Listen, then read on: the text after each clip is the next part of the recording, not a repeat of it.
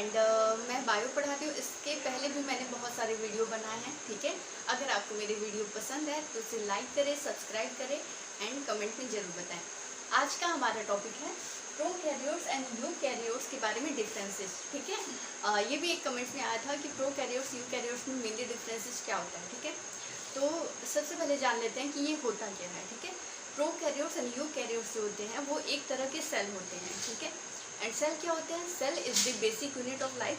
हमारे लाइफ का basic unit होता है। हमारा जो बॉडी होता है वो बहुत सारे सेल्स से मिलकर बना होता है, ठीक है। सेल जो होता है वो स्ट्रक्चरल एंड फंक्शनल यूनिट होता है हमारे बॉडी का, ठीक है। हमारे बॉडी में जो भी फंक्शन होते हैं वो सब सेल में जाके कंप्लीट होते हैं, ठीक है। और बहुत सारे सेल का ग्रुप जो सिमिलर फंक्शन परफॉर्म करते हैं उनको टिश्यू कहा जाता है। एंड टिश्यू भी डिफरेंट टाइप के होते हैं, जैसे कि epithelial tissue, nervous tissue, connective tissue, muscular tissue, ठीक है। एंड उसका भी हर एक टिश्यू का फंक्शन होता है।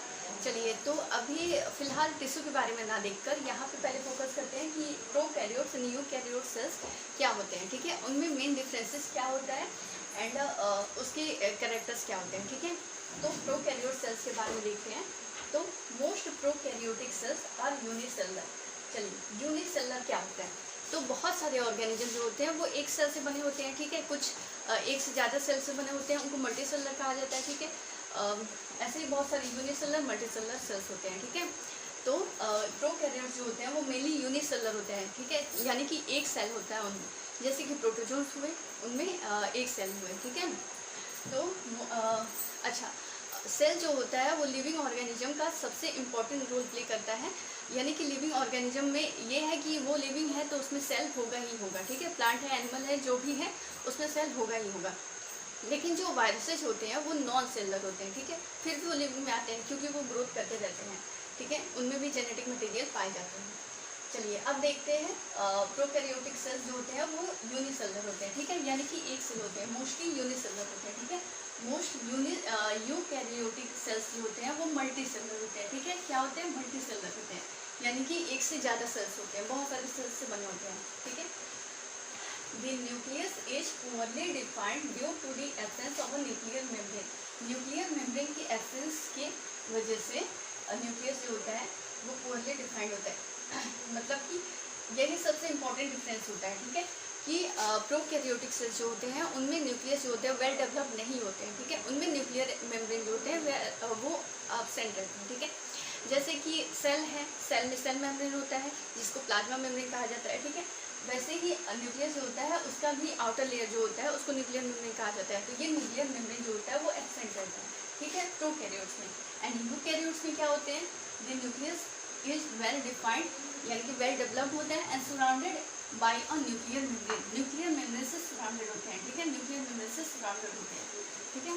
सेकेंड ये आता है, थर्ड पॉइंट ये आता है, न्यूक्लियस इज एब्सेंट। इसमें न्यूक्लियस भी नहीं होता है, ठीक है। एंड यूकैरियोटिक सेल्स जो होते हैं उनमें न्यूक्लियस होते हैं, ठीक है, न्यूक्लियस प्रेजेंट होते हैं। Cell organelles such as plastid, cell organelles जैसे कि प्लास्टिड हुआ, आपका माइटोकॉन्ड्रिया होगा, बात कर अच्छे से नहीं काम कर रहे हैं, चलिए देखते हैं। गोल्जी बॉडी हुआ, ये सब एब्सेंट रहते हैं। प्रोकैरियोटिक सेल्स में प्लास्टिड हुआ, प्लास्टिड तो वैसे प्लांट सेल का कैरेक्टर होता है, ठीक है। एंड माइटोकॉन्ड्रिया, गोल्जी बॉडी, ये सब एब्सेंट रहते हैं। यूकैरियोट्स में वही ये सब प्रेजेंट होते हैं, प्लास्टिड हुआ, माइटोकॉन्ड्रिया एंड गोल्जी बॉडी, ये सब प्रेजेंट रहते हैं, ठीक है।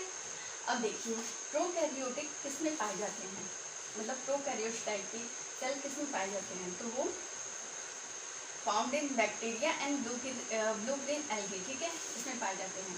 एंड यूकैरियोट्स किस में पाए जाते हैं? तो fungi, plants and animal cells, ठीक है।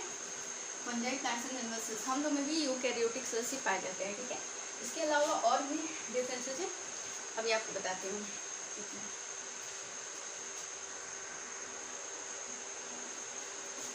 चलिए, और डिफरेंसेस के बारे में देखते हैं, ठीक है। तो अब देखते हैं कि डीएनए आरएनए कहाँ होता है, ठीक है।